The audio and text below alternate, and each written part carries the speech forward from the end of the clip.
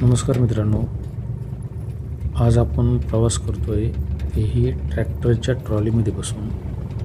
त्याचं एकच कारण आहे की आपल्याला ज्या गोष्टींची गरज असते ग्रामीण भागामध्ये, शहरी भागामध्ये, तो म्हणजे रस्ता। आपल्या भारताने प्रत्येक क्षेत्रामध्ये प्रगती केलेली आहे, परंतु खेड्यापाड्यातील किंवा गाव वस्तीवरील ज्या मूलभूत गरजा आहेत गरजांची पूर्तता अजूनही आपल्या सरकारकडून होत नाही, आपल्या देशात त्या राजकीय पुढाऱ्यांकडून होत नाही।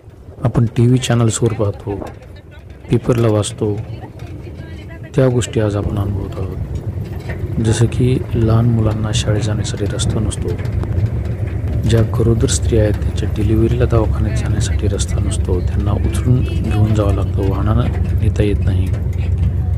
असाच हा रस्ता आहे की ज्या रस्त्यावरून कुठलेही वाहन 4 चाकी 2 चाकी जात नाही। आपण बघू शकता, हा रस्ता आहे देवदैठण गावातला। देवदैठणमधल्या गायकवाड वस्तीवर जाण्यासाठीचा हा रस्ता आहे। अक्षरशः या रस्त्यावर ट्रॅक्टरसुद्धा व्यवस्थित जाऊ शकत नाही, अशा पद्धतीचा हा रस्ता आहे। तरी पण या ठिकाणी या वस्तीवर जे लोक राहतात त्यांचा ज्यावेळेस पाऊस पडतो त्यावेळेस या गावाशी संपर्क पूर्णपणे तुटतो। लोकांना येण्या जाण्यासाठी ट्रॅक्टरशिवाय इतर कुठलंही दळणवळणाचं साधन नसतं।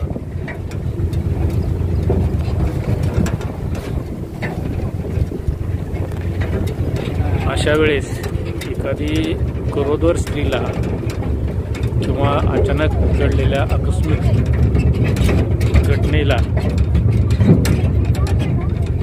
घटनेतून एखादा पेशंट जर दवाखान्यापर्यंत न्यायचा असेल तर या ठिकाणी या वस्तीवरून गावात जाण्यासाठी कुठलंही साधन नाही। अंधाराच्या वेळेस जर प्रवास करायचा असेल तर प्रवास करता येत नाही। या ठिकाणी गुडघ्यापेक्षा जास्त खोलीचा 3-3, 4-4 फुटाचा रस्ता खाली दबलेला आहे। पूर्ण काळी माती असल्यामुळं या रस्त्यावरून चालता येत नाही। बघा, आपण बघू शकता ट्रॅक्टरला या ठिकाणी आपण ड्रायव्हिंग करता येत नाही। बिकट अशी परिस्थिती आहे। त्यानंतरचे जे लोक आहेत प्रवास करत आहेत।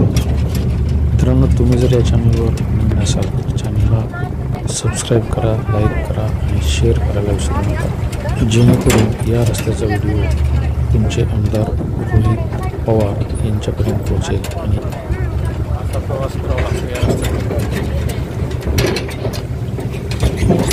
बघू शकता आपण किती गोल खड्डे आहेत।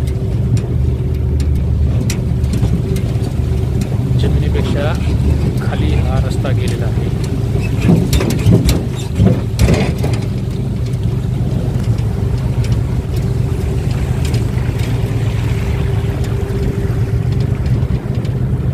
बघू शकता या ठिकाणी अशा पद्धतीने रस्त्याची दुरावस्था झालेली आहे।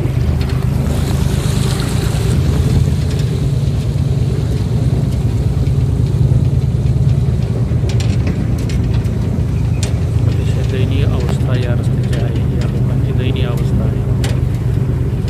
त्यांना दळणवळणासाठी दुसरा कुठलाही रस्ता नाही। त्यामुळे शासनानं याची लवकरात लवकर दखल घेणं अतिशय गरजेचं आहे।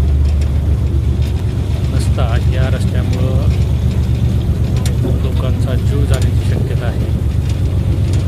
केवळ रस्ता नसल्यामुळं या ठिकाणी आपल्याला दवाखान्यात जाता येणार नाही। कुठल्याही प्रकारच्या दळणवळण या ठिकाणी होत नसल्यामुळं जामखेड शहर या ठिकाणावर 20 किलोमीटर जरी अंतरावर असलं तरी रस्ता नसल्यामुळे या ठिकाणी वैद्यकीय सुविधा मिळवण्यासाठी किंवा दवाखान्यात जाण्यासाठी लोकांना तारेवरची कसरत करावी लागते।